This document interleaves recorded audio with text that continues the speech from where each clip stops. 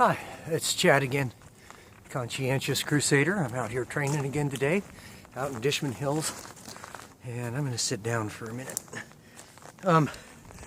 So what I've been thinking about is, you're asking yourself, why would somebody in their right mind walk 300 miles across the state of Washington? And if you've also noticed on my web pages and my Facebook page, there's a guy named Jeremy Wright. He is a Special Forces soldier. He was with 1st Special Forces Group. He was a communications sergeant. And he was with me in Afghanistan in 2004. And I was attached to their unit. I was an interrogator.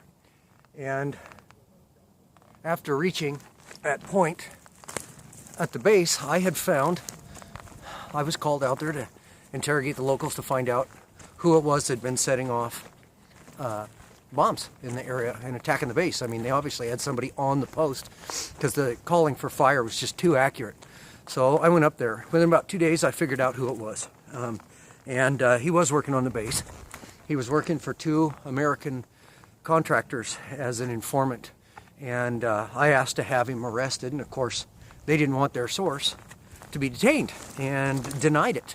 Instead, they arrested a man and 4 of his sons and said they did it and tried to send them to the prison at Bagram. And of course, I refused. They were innocent. And what had happened is father and 4 sons were basically imprisoned. They got goat herds, they got family, they got kids, they've got farms, they've got probably opium fields. And the father began confessing. He would have confessed to killing Jimmy Hoffa and crucifying Jesus Christ if you'd asked him, because he wanted his sons to be released from the prison to go home and take care of the family and the family business. And these contractors used that they said, no, we got a confession. They got a false confession. That's all they cared about. And what they're using is what's called the Reid Technique. And it's what all police use in the United States, everywhere. They all use it, from federal all the way down to your local municipalities. And it's 9 steps. You confront the person, you tell them they're guilty, then you start creating your own storyline and allow them to follow it. And you give them things to confess to. And you make them cold, you keep them hot, you don't feed them, you give them a bunch of Pepsi, don't let them go piss. Same thing they do to you in a interrogation booth if you ever get pulled in by the police and questioned for something. Then they tell you you're going to go to prison for life for murder if you don't confess to disturbing the peace. So what happens is if they can't beat a confession out of you, they get you to confess to something, and then boom, they got a conviction. Well, this false confession and this Reid Technique, because these men refused, and back to Afghanistan now, because these men, these contractors refused to let these guys go, refused to let me arrest, detain, whatever you want to call the man who was setting off the bombs and killing the soldiers up there. I got pulled off the base. I almost went to prison, Fort Leavenworth. I was charged with disclosing the name of a classified government source. And of course, I was cleared. The theater commander was in a room with people from Langley and JAG and CID and Special Forces, and little old Sergeant Richardson sitting there, and they were going to send me up the river. At any rate, General Barno asked me, why would you do that? And I said, this guy's related to the people he turned in. He had a vendetta. They're innocent. You got a jail full of innocent people. We're sending innocent people to Guantanamo. Hell is full, sir. And I'm not going to send these men in. And he released me. He let it go. However, the men were not immediately released. And the person who was setting off the bombs, on January 3rd, 2005, a bomb went off outside of Camp Eggers and in northern Afghanistan on the Pakistan border, and it killed Jeremy Wright. And I got to interrogate the guy after he was captured and brought in. And I saw the videotape, and they put Jeremy in an ammunition can. That's all that was left. The engine for the vehicle was spun around and dumped in his lap, and it obviously killed him instantly.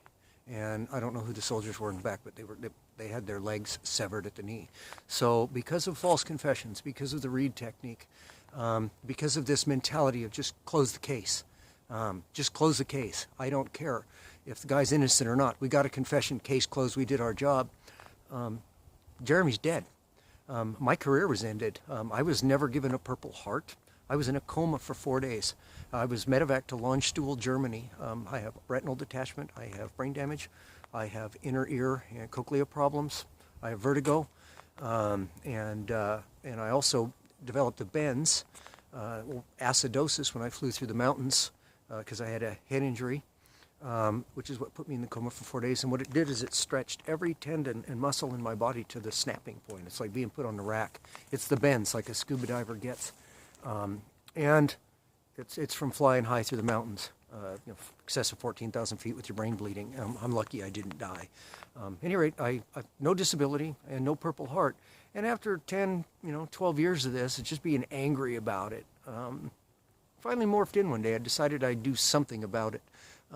Veteran suicide, the false confession. When you look at the suicide notes of most of the veterans you hear about that are killing themselves, I've seen numbers as high as 60% of them in their suicide notes state that it's directly involved to relations with our judicial system, predominantly family court.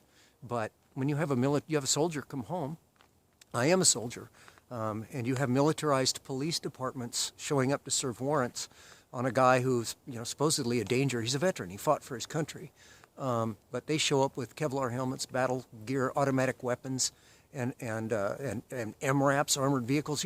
You've instantly taken this soldier to. I mean, the police have escalated this instantly.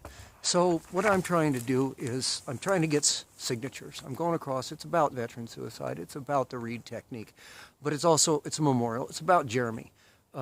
This is my one thing in the war that has eaten at me the most.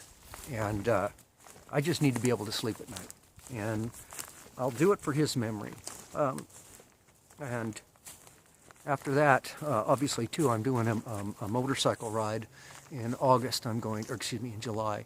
I'm going to leave Spokane, Washington. I'm going to ride pretty much 4 corners of the United States and then come back. I'm going to go down through California, across Texas, through Louisiana, up the eastern seaboard, D.C. I'm collecting signatures, which I'll post another webpage for that, and then back across probably I-90 through Illinois, etc., and then hit Sturgis on the way home, and then pick up some riders from there, and I should be back. I figure it's going to take me about 4 weeks.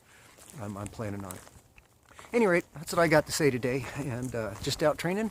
I've got about 3 miles back to house. I know I won't be hiking in the mountains, but I'm just kind of getting my body used to it. It's a little different treadmill. At any rate, this is Chad Richardson with the Conscientious Crusader. Please subscribe, please like, please pass this on, and support the Conscientious Crusader and the ending of what's called the Reid Technique, and of course, the veteran suicide.